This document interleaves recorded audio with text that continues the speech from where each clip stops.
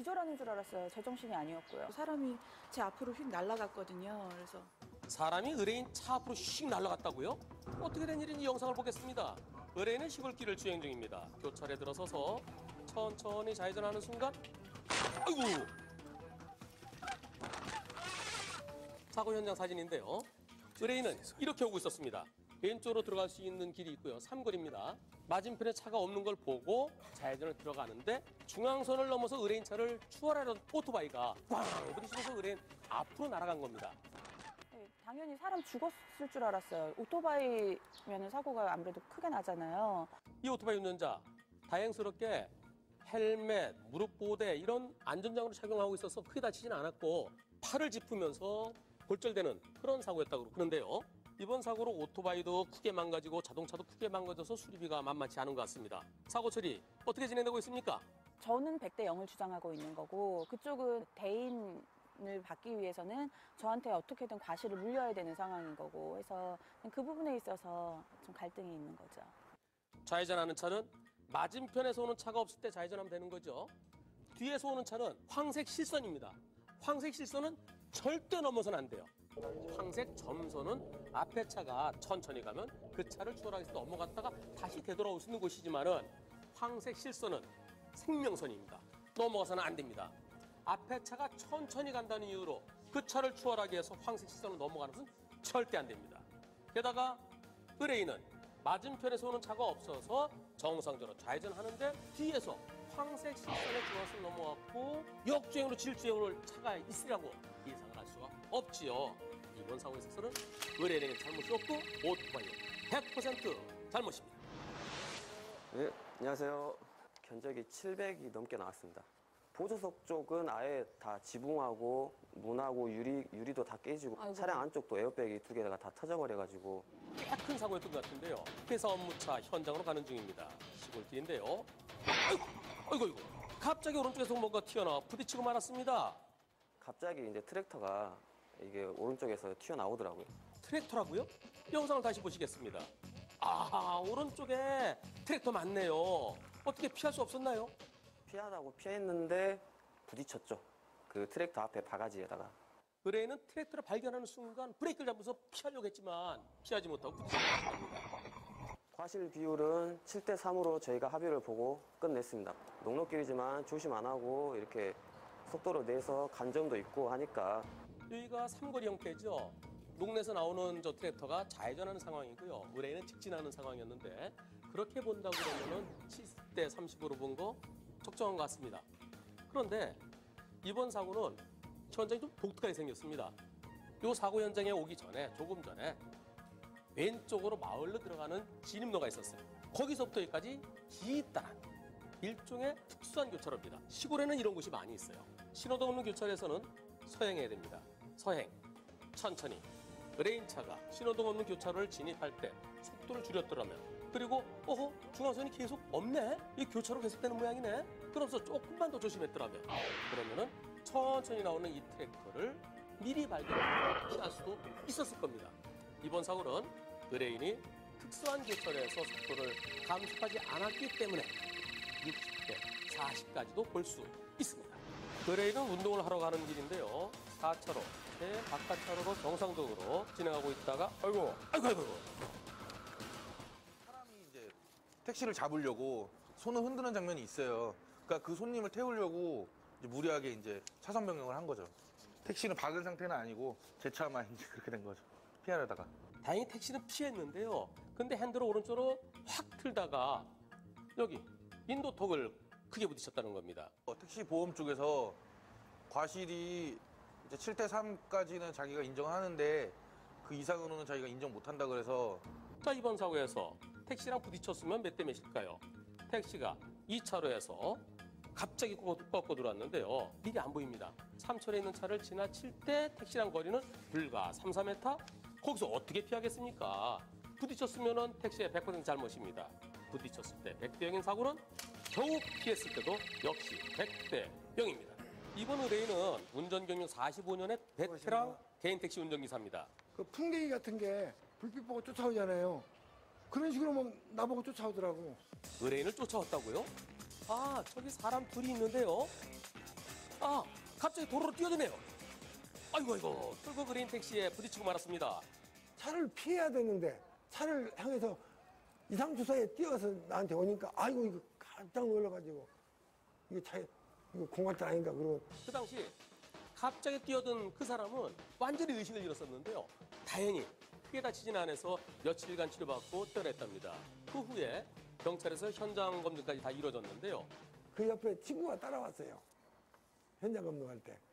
여기 회사 회식이 끝나고 이 길 건너가서 뭐 택시를 타야 간다고 막 기리기리 날뛰고 막 이리 왔다 저기 갔다 해서 붙잡았다고 그러더라고. 차에다가 몇 번 달려들었대요. 시도를 했는데 잡고 했는데 마지막에 저희 아빠 차에 부닥친 건 놓친 거래요. 잡고 있었는데. 사고 전에도 술에 취한 사람이 길을 건너가겠다고 뛰어 건너라는 것을 동료가 목까지 붙잡고 있었다는데요. 자, 바로 이 상황입니다. 동료가 허리춤을 붙잡고 있었는데 그런데 순간적으로 허리춤을 놓치면서 바로 뛰어서 뛰어들었다는 겁니다. 이번 사고 처리 어떻게 되고 있습니까? 6대4로 나올 수도 있다 이렇게 나오더라고요. 아, 횡단보도가 아닌 데서라도 튀어나온 사람은 보호를 받구나. 이 서울 시내 도로가 전부 다 지뢰밭이구나. 그래서 보험 들었다니까요. 사고보험 35,000원짜리. 근데 모든 도로가 지뢰밭이다. 틀린 표현은 아닙니다. 사람이 언제 어디서 나올지 모르죠. 그러니까 사람이 나타날 수 있는 곳, 또 앞에 사람이 보이면은 그 사람에 대해서 조심해야 되는 겁니다. 예를 들어서 늦은 시간에는 차도에 내려와서 안으로 자꾸만 들어와서 택시 하는 경우가 있죠. 아니 저기 사람이 서 있구나. 계속 서 있겠지. 차는 차대로 가고 사람은 들어오고. 그렇게 해서 부딪혔다 그러면 자동차의 과실이 오히려 더 높습니다.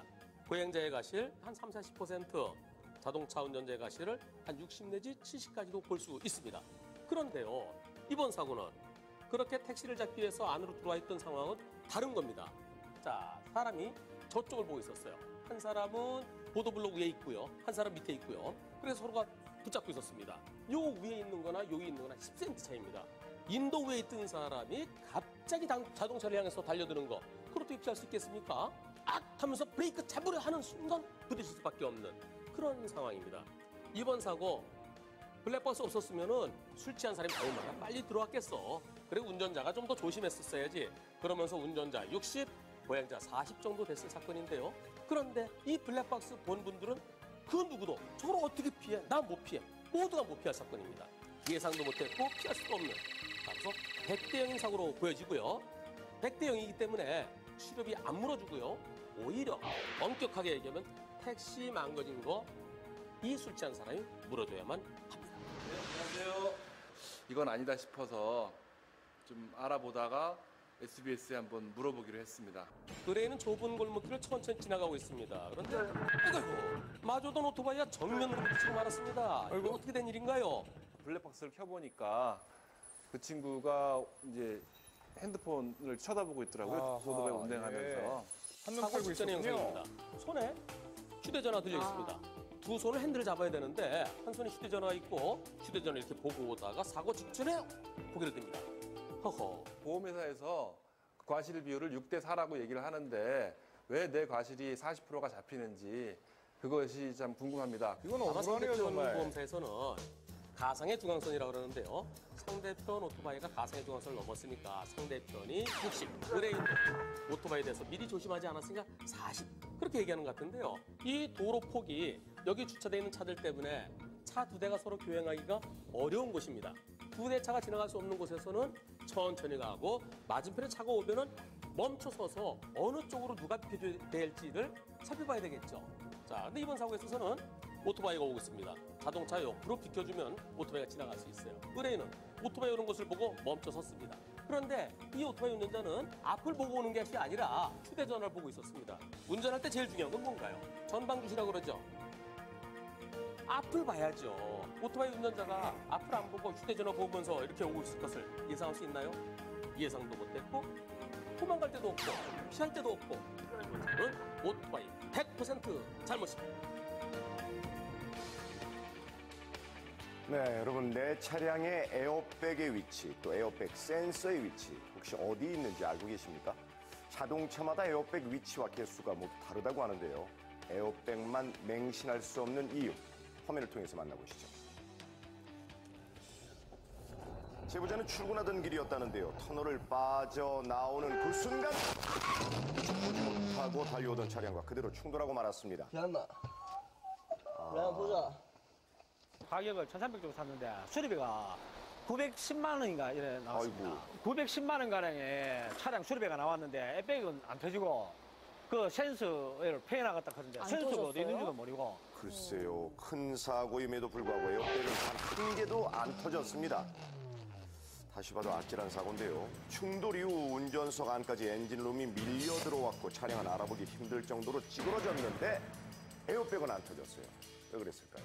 이 정도로 파손됐는데 차체에 결함이 없다 그러니까 네, 돌아온 답변은 황당했습니다. 분석 결과 차량에서 결함을 발견할 수 없다는 건데요.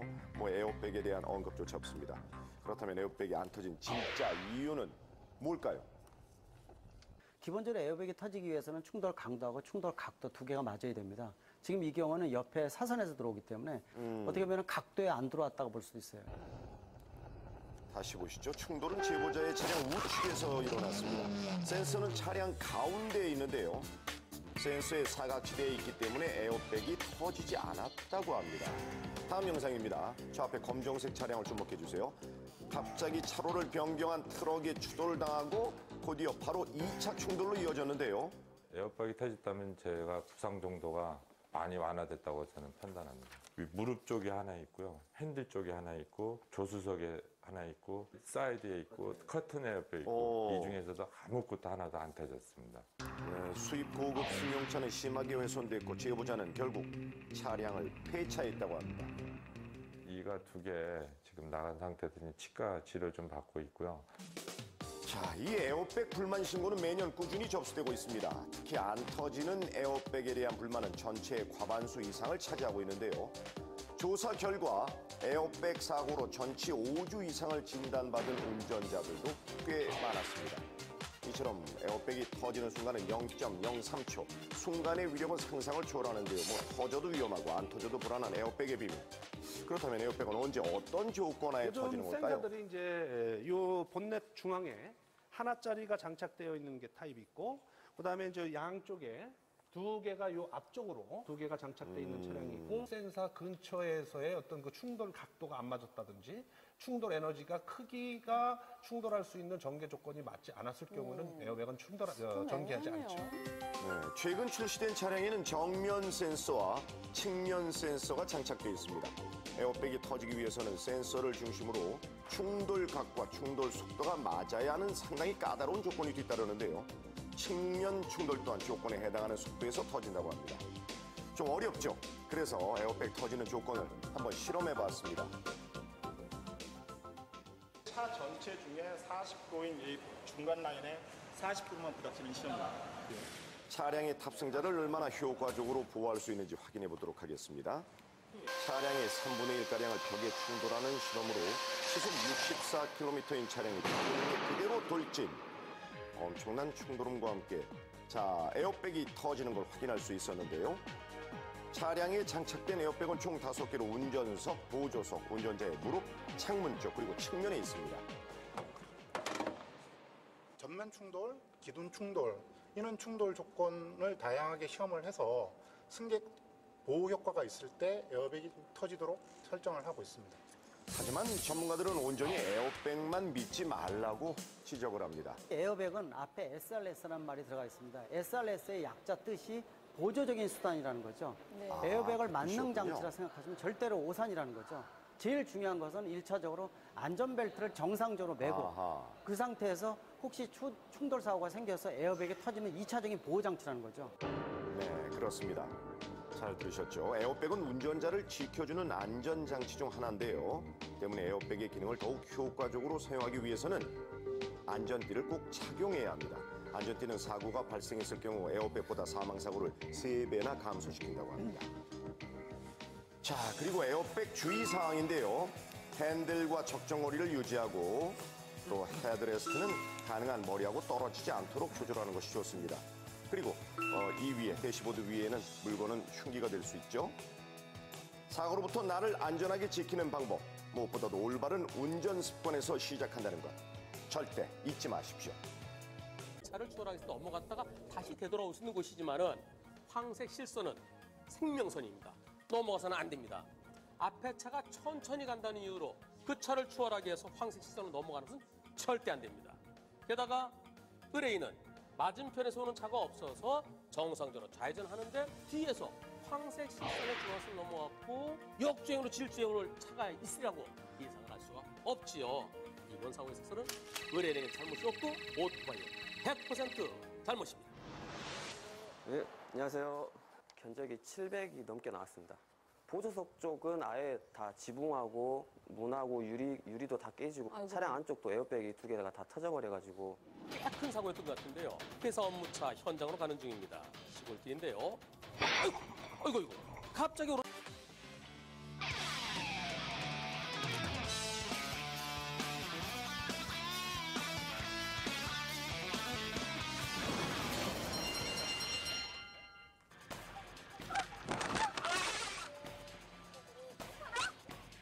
놀랬죠. 저 기절하는 줄 알았어요. 제정신이 아니었고요. 사람이 제 앞으로 휙 날아갔거든요. 그래서 사람이 의뢰인 차 앞으로 휙 날아갔다고요?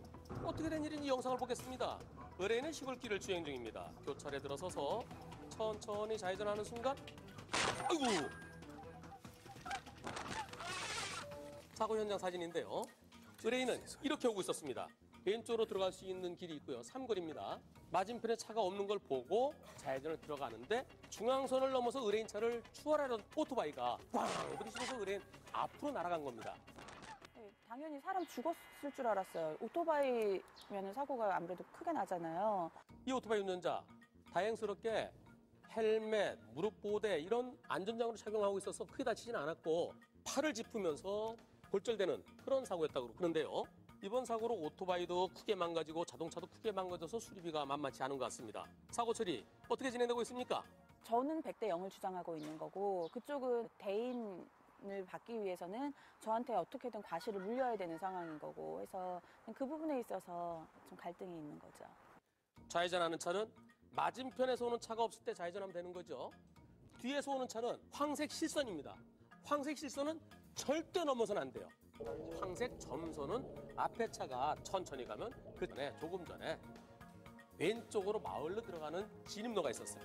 거기서부터 여기까지 길다란 일종의 특수한 교차로입니다. 시골에는 이런 곳이 많이 있어요. 신호등 없는 교차로에서는 서행해야 됩니다. 서행, 천천히. 의뢰인 차가 신호등 없는 교차로를 진입할 때 속도를 줄였더라면 그리고 중앙선이 계속 없네? 이 교차로 계속되는 모양이네? 그러면서 조금만 더 조심했더라면 그러면은 천천히 나오는 이 트랙터를 미리 발견하고 피할 수도 있었을 겁니다. 이번 사고는 의뢰인이 특수한 교차로에서 속도를 감속하지 않았기 때문에 60대 40까지도 볼 수 있습니다. 의뢰인은 운동을 하러 가는 길인데요.